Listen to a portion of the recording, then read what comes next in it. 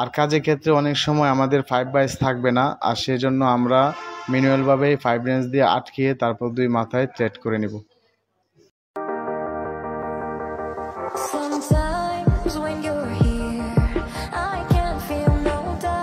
আসসালামু আলাইকুম বন্ধুরা, কেমন আছেন সবাই? আশা করছি ভালো আছেন। আমি ইঞ্জিনিয়ার নাজমুল হাসান, আর আমার সাথে আছেন আমার colleague Mohammad Sohag Hasan, pipe fitting and sanitary work.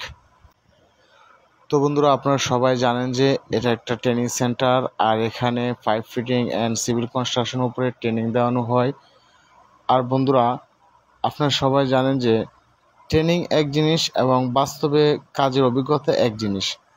তো আমরা স্টুডেন্টদেরকে ট্রেনিং দিয়ে থাকি এবং বাস্তবে কিভাবে কাজ করানো হয় সেটা বাস্তবে কাজ না করলে হয়তোবা বোঝা যায় না।